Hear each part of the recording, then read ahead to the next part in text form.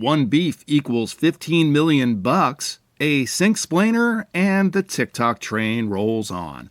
Welcome to the Unlimited Supply Podcast, your daily music business TLDR in your ear, powered by 30 years of been there, done that, and brought to you by No Disc, helping music, technology, and finance companies navigate the music industry. It's December 16th, 2024. I'm Lars Murray in New York City. It's Monday, where we discuss what happened over the weekend and what's coming up this week.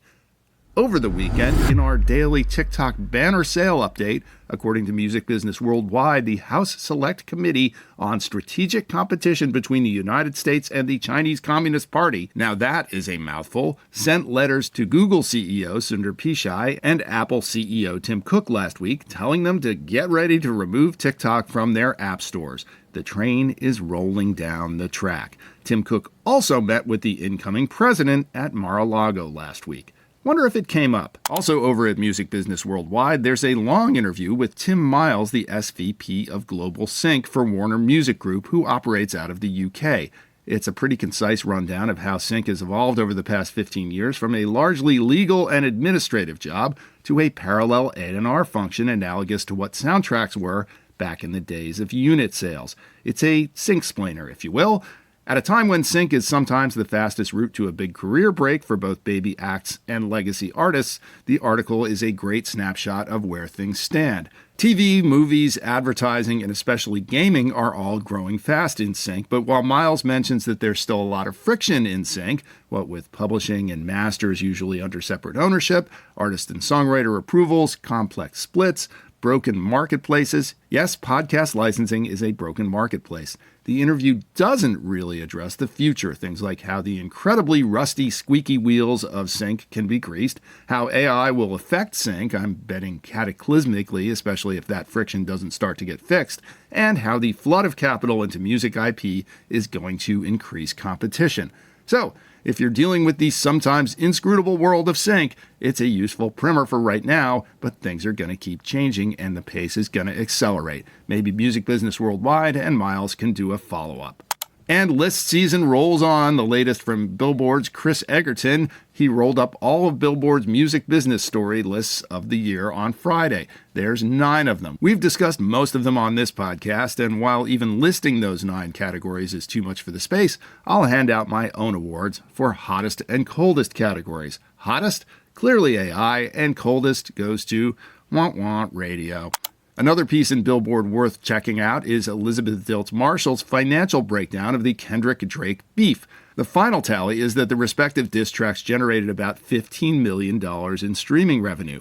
I can't decide whether that's a lot or a little. It kind of depends on your perspective. For example, if your perspective is that of Daniel Ek, it's maybe not that much. Given that, as Music Business Worldwide reported, he cashed out another $28 million in stock last week. So, just shy of 2 Kendrick-Drake beefs. I guess we're going to add a beef as an official unlimited supply unit of measure at $15 million. We really did need a larger denomination than our previous unit of Spotify cash-out measurement, Tim Hortons Delicious Honey Crullers. I suppose we can also use our catalog sale denominations, Queeners and Rods, as well. Back to Eck. For those of you keeping score at home, that 1.86 beef cash-out brings his personal Spotify Wrapped for 2024 to 1 million shares sold at about 248 million, or 16.4 beefs. Holy smokes, I just quoted scripture or Elton John. You pick. And finally, just for fun, The New Yorker ran its own Spotify diss track. Brady Brickner-Wood's piece is entitled, quote, "The Hollow Allure of Spotify Wrapped." By the way, what is it about New Yorker music critics and hyphenated last names? But I digress. Brickner-Wood summarizes the generalized online discontent around this year's version of Wrapped with its AI bells and whistles. Of course, in light of all the rods, queeners, and beefs cashed out by Spotify execs this year, it appears that Wrapped may have jumped the shark all the way to the bank. And that, my friends, is why I don't expect to be writing for The New Yorker anytime soon. Looking at the week ahead, there's nothing but folks taking off from much-needed vacations. Not us, but enjoy that PTO while you got it, folks. And belated happy birthdays to old friends and colleagues, digital whiz Allison Schlueter and social media OG Vicki Stepanenko. Hope you both had exceptional days. Support for the Unlimited Supply podcast is provided by RoyFi. If you need an advance to take your career to the next level, RoyFi has the best rates in the industry, the fairest terms, and no hidden agendas. RoyFi is mission-driven to give artists the independence they need. See if you're eligible for an advance at RoyFi. That's RoyFi.com. And by Hangout.fm. Hangout by Turntable Labs, Inc. is a new social listening platform where users connect, discover new music, and play over 100 million songs with their friends and family. Hangout is the best place to do a listening party for a new release. If you want to set one up, check it out at Hangout.fm. If you like what you hear, please hit that follow button wherever you get your podcasts. Drop us a rating and or a review on Spotify or Apple Podcasts, and tell a friend or three. Links are in the show notes, but you can also visit unlimitedsupplypod.com to sign up for our newsletter, to tell us what you think about the show, to suggest feature ideas, to feed us info, to feed us lunch, to call us out on our dubious assertions, and to tell us what we're missing out on. I'm Lars Murray, and remember, in this business, no conflict means no interest.